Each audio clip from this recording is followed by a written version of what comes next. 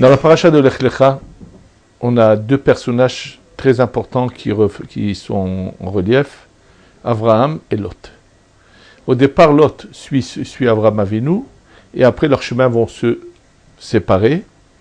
Et on va voir quel est le point essentiel qui va les différencier. Nous savons que toute notre émouna nous vient d'Abraham Avinu. Abraham Avinu est le premier qui va nous transmettre cette émouna en Hachem. Bien sûr, Abraham Avinu, on voit dans cette paracha, va devoir affronter un grand nombre d'épreuves, de nisyonot. On sait qu'il a eu 10 épreuves dans sa vie, et il les a toutes surmontées. Pourquoi avait-il besoin de subir tant d'épreuves? Pourquoi, si de toute façon il arrive en Eretz Israël, pourquoi il est né en Chutz La'aretz? Alors, bien sûr, ce qu'il faut bien se rappeler, c'est que Adam Arishon, le premier des hommes, quand il est créé, il n'est pas créé sur la terre en matière comme nous le sommes nous. Adam Arishon est créé au Gan Eden. Adam Arishon est créé au Gan Eden, il est assis au Gan Eden, c'est un tzaddik qui étudie la Torah du Gan Eden, et il est tellement à un haut niveau qu'il reçoit en cadeau d'Hachem, de Dieu, un livre, c'est-à-dire spirituel, mais ce qui correspondrait dans notre monde à nous à un livre, avec des secrets encore plus profonds de la Torah qu'on pourrait nous imaginer.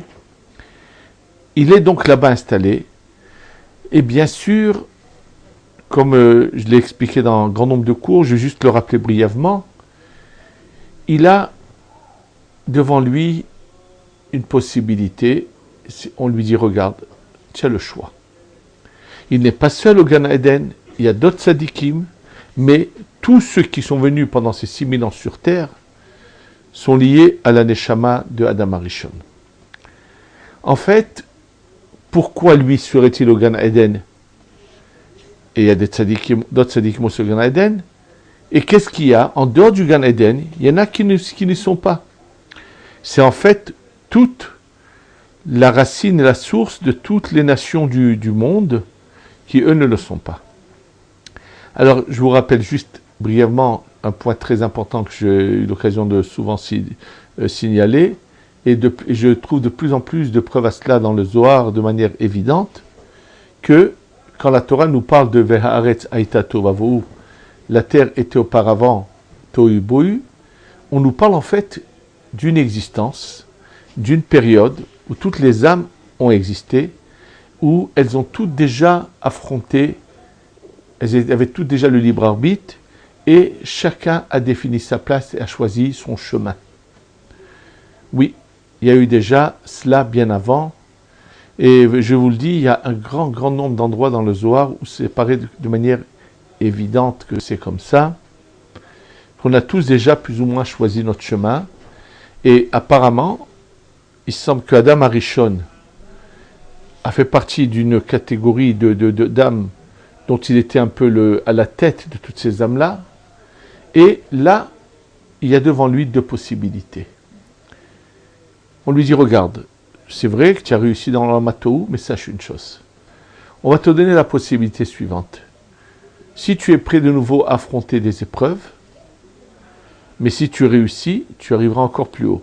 Mais fais attention, si tu échoues, c'est pas bon pour toi. Adam Rishon accepte, et donc on le met devant une épreuve où il va trébucher, et donc dégringoler du Gan Eden où il est vers notre globe terrestre. Simplement, il ne faut pas penser que c'est en un instant qu'il est devenu en matière comme nous, pas du tout. Comme je l'ai expliqué dans beaucoup d'autres cours, la vie sur Terre avant le déluge n'est pas la même qu'après le déluge. Donc Adam Arishon, même cette manière de dégringoler va prendre du temps. Ses enfants vont naître un peu à mi-chemin, et donc vont être un petit peu comment on appelle ça? Ils vont être un peu spirituels et à moitié matériels. Il y a tout un processus qui se fait. En tous les cas, on sait qu'il dégringole, et donc il va y avoir en lui un grand mélange de bien et de mal. Et le seul moyen, comme l'explique Rabbi Chaim de Volojine, de séparer ce bien de ce mal, c'est par la mort. La mort, ce n'est pas une sorte de punition, c'est une manière, c'est le seul moyen de séparer complètement le bien du mal. Simplement, c'est pas chez tous les individus que le bien du mal va se séparer par la mort. Tout dépend de chacun, de la manière dont il a œuvré dans sa vie. La preuve, c'est que par exemple, Hanor, qui de son vivant va réussir à complètement se séparer du mal, n'aura pas besoin de subir la mort, il va remonter directement. Moshe Rabbeinu ne va pas avoir une mort comme les autres hommes, son corps va monter aussi. Et bref, donc on voit, ou bien il est un avis. Donc on voit qu'il y a des options, des possibilités comme cela. En tous les cas, Adam Arishon, étant donné qu'il a dégringolé, trébuché, était tombé en bas, il va revenir en Gilgul, en réincarnation. Mais sûr, tout ce qui s'est passé, c'était pour donner la chance à ceux qui, avant cette faute d'Adam Arishon, étaient en dehors du Gan Eden, donner encore une chance à certains de pouvoir se rattraper et entrer dans le clan de la sainteté du peuple d'Israël. L'âme de Adam Arishon revient en Gilgul, mais elle se partage en 3 parties, Avraham, Yitzhak et Yaakov. Donc Avraham est le premier à revenir, et comme il y a eu ce mélange dans la faute de Adam Arishon, donc il ne peut pas naître en Eretz Israël, il est obligé de naître en Chutz La'aretz. Et là, quand il va finalement, lui, par son labeur personnel, de redécouvrir Hachem et se rapprocher et se renforcer dans sa émouna, alors on va lui dire, bon maintenant, quand on lui demande de quitter Chutz La'aretz, de venir en Eretz Israël, c'est en fait de commencer à se séparer du mal. Et là, quand il arrive en Eretz Israël, il doit affronter des épreuves qui vont l'aider à réparer, à se séparer du mal qui est en lui. Et on le voit, il arrive en Eretz Israël, mais il y a d'autres peuples en Eretz Israël. Il y a des parcelles de lumière éparpillées un peu partout dans le monde, et la source de ces parcelles de lumière se trouve en Égypte. Donc c'est pour ça qu'il, comme on l'explique dans un certain cours, il va descendre, essayer de réparer cet exil égyptien qui a été provoqué par la faute d'Adam Arishon, qui a fait ce mélange. Il va réussir en partie, mais à cause de certaines paroles qu'il prononce, finalement le décret va revenir, et c'est finalement ce qui va finalement effectivement exister. Simplement, il aura quand même préparé le terrain à sa descendance, et grâce à ces épreuves qu'il aura passées, il sera plus facile au peuple d'Israël de réussir leur mission dans cet exil, c'est de récupérer toutes ces netzotzot de Gdusha, ces parcelles de lumière qui étaient perdues là-bas. Maintenant, ce qui est intéressant, c'est de voir à quel moment Avraham et Lot se séparent. Tout simplement, quand il y a l'agissement de Lot qui est à la recherche de la matière. C'est-à-dire que Lot, malheureusement, représente, grand nombre de gens qui, toute leur vie, ne vont être là qu'à accumuler de la matière. Tout récemment, cette semaine, quelqu'un m'a parlé d'un proche à lui qui se trouve en France et qui est déjà malade et très âgé, et il m'a dit, tu ne peux pas t'imaginer tout ce qu'il peut y avoir dans sa maison. Il n'y a pas un coin libre dans sa maison. Pourquoi? S'il n'y a pas de but à la vie, alors comment occuper son temps? Ceux qui ont de l'argent, c'est d'aller acheter et acheter et acheter et acheter. D'être constamment dans la course après la matière. Ces gens-là n'arriveront jamais à la satisfaction. Et en fait, cette mauvaise racine se trouve chez Lot.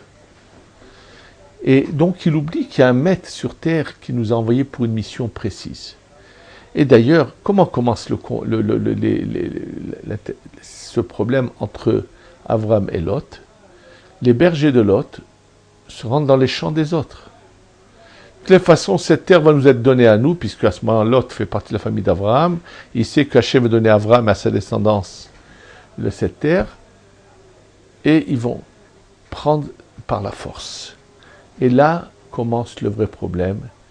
Il y a un problème de manque de Emouna. Cette vraie croyance en Dieu n'existe pas chez ces gens-là.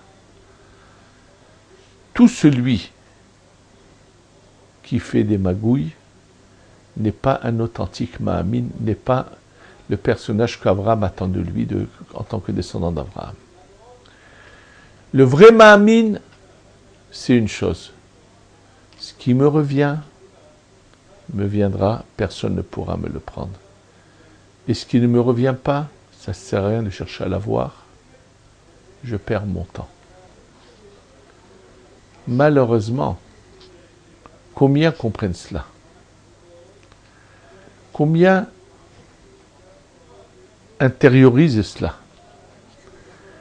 Le Chafetz Chaim, dans la ville de Radin, pour pouvoir subvenir à ses propres besoins, qui n'a jamais voulu prendre quoi que ce soit de qui que ce soit, avait ouvert une épicerie qui était tenue par sa femme, et il y avait la bracha constante dans son épicerie. Et puis il a dit un jour à sa femme, écoute, il faut que les autres épiciers aussi aient de quoi vivre. Donc il avait fermé la moitié de la journée. Après il avait encore fermé une partie de la journée. Il ouvrait très peu de temps. Parce que ce qui lui viendra, lui viendra. Quand je pense à des gens qui sont persuadés que leur réussite ne dépend que d'eux, comme un jour me l'a dit quelqu'un, il m'a dit, mais vous savez, Rav Cohen, on n'est pas manchot, hein? Qu'est-ce qu'il croyait?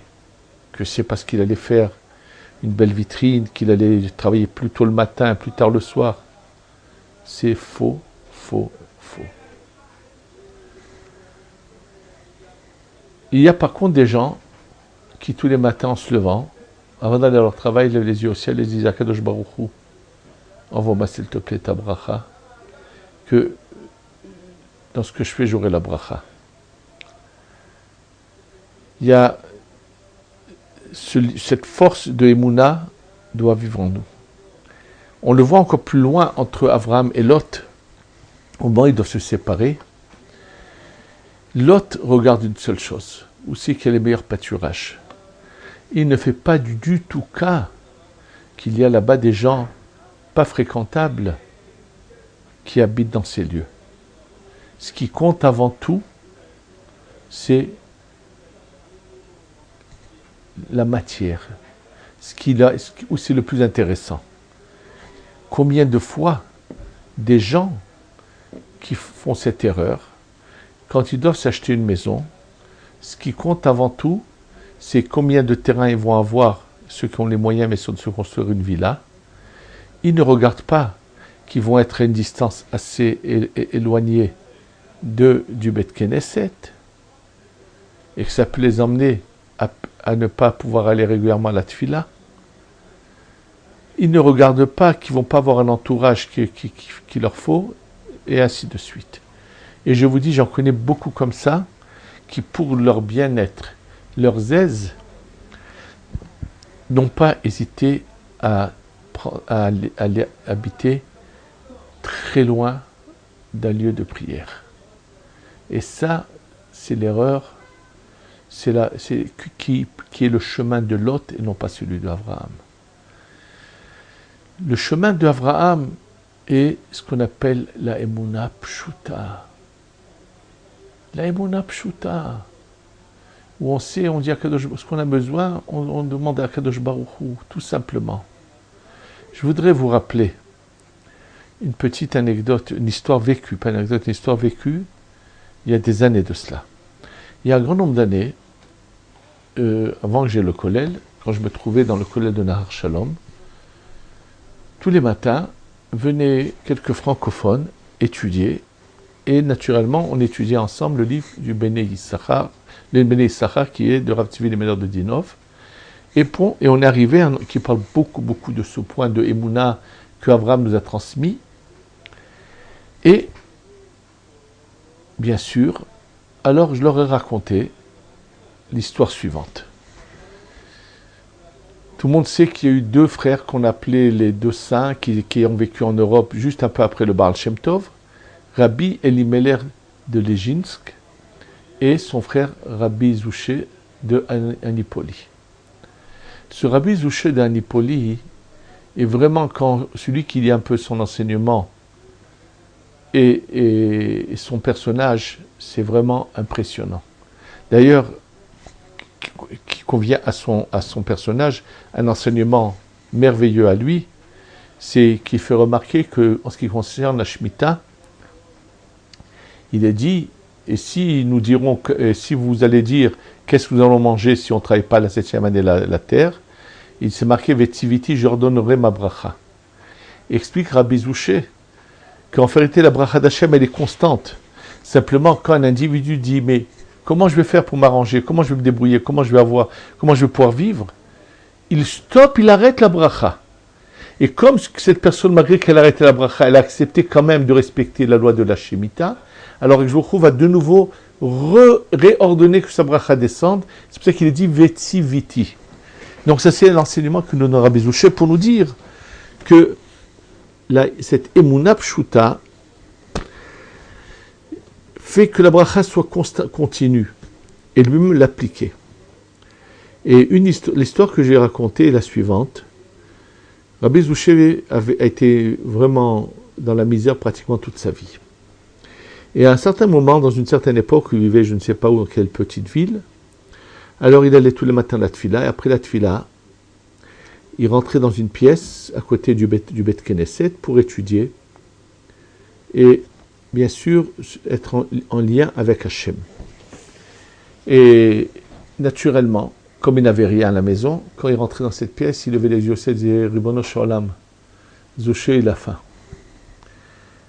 Les gens du Bet Knesset, sachant qu'ils avaient parmi eux un saint, s'étaient réunis, avaient ramassé un peu d'argent et demandaient au shamash, lui donner de l'argent au shamash en lui disant tous les jours, tu vas acheter, il lui disait ce qu'il fallait acheter et tu emmènes ça à Rabbi Zouché. Donc, dès que Rabbi Zouché, après la fila, rentrait dans cette pièce, il disait Ribono Shalom Zouché a faim.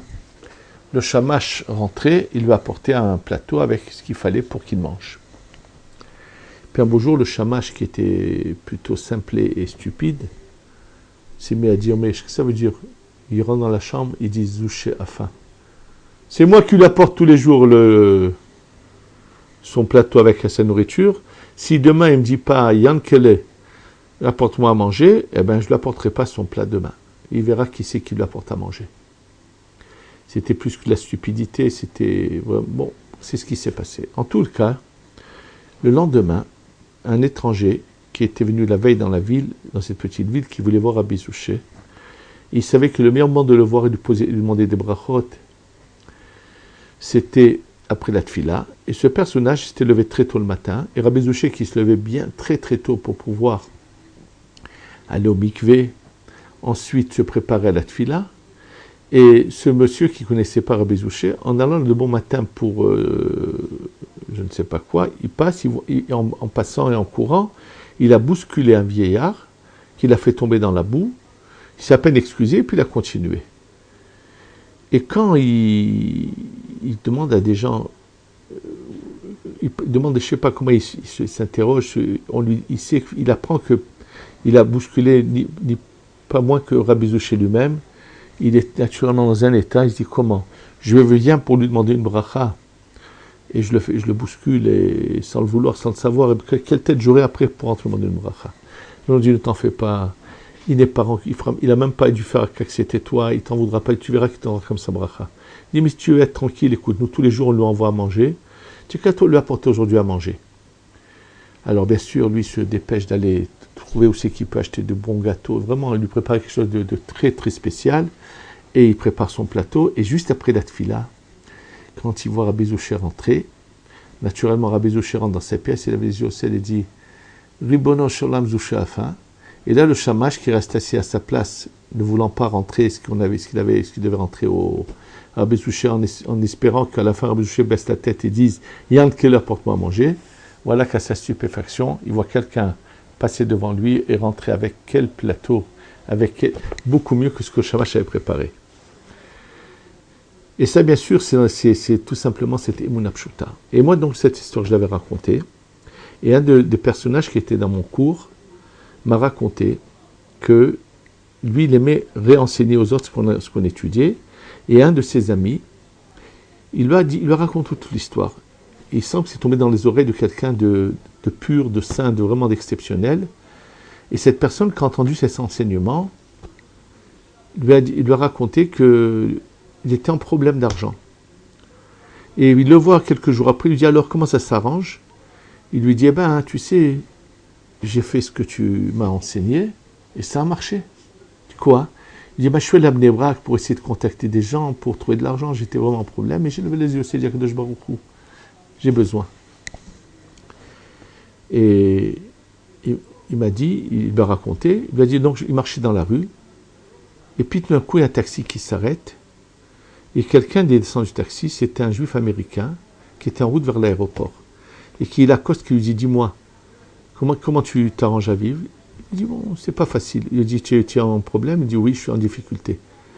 Il lui dit, écoute, je vais te dire quelque chose. Moi, je suis en Eretz Israël, j'ai emmené beaucoup d'argent avec moi que j'ai distribué, et je voulais tout distribuer, mais il lui restait encore plusieurs centaines de dollars. Et là, je suis en route vers l'aéroport, et j'ai demandé à Kadosh Baruch Hu de me mettre sur mon chemin quelqu'un à qui je pourrais donner cet argent. Apparemment, c'est toi. Tiens, et il lui donne une enveloppe avec une bonne somme d'argent dedans. Il lui dit, voilà, j'ai fait exactement ce qu'a dit Rabbi Zouché, c'est venu directement vers moi. En fait, ça c'est l'enseignement de Avraham Avinu.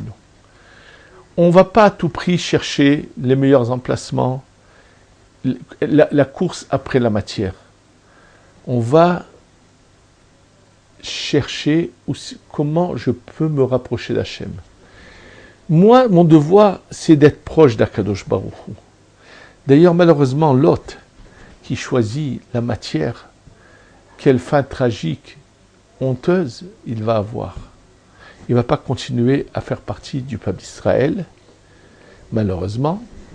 Il va tout perdre. Pourquoi? C'est un choix à faire. Ou la lumière, ou la matière. Et c'est ce choix que l'homme doit savoir faire, qui nous est enseigné dans cette paracha. Et Avraham Avinu, ces épreuves vont que l'aider à se débarrasser de tout ce mal extérieur qui est agrippé à lui. Chaque épreuve où il se renforce dans sa émouna le fait monter. Tous les moments de la vie où nous avons des épreuves pour justement nous purifier, nous débarrasser des clipotes, de ce mal qui est la course après la matière, pour apprendre les vraies valeurs. Et non pas faire partie de ces gens-là qui toute leur vie vont accumuler. Pourquoi? Pour qui? Qu'est-ce qui va venir de toute cette accumulation? Rien.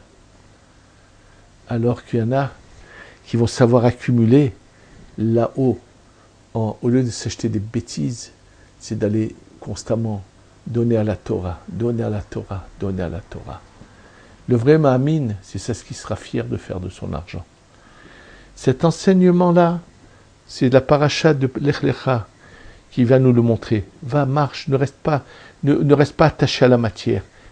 Monte, débarrasse-toi de cette matière. Apprends à te renforcer dans ta émouna. C'est une étude constante et un travail constant pour arriver à la émouna pshuta.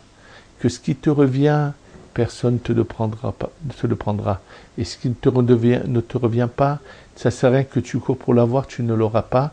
Et si tu l'as, ça te sera que malheureusement comme un malheur. Et dans tous les domaines, c'est la même chose. Et dans tous les domaines, être constamment conscient que ce sont des épreuves.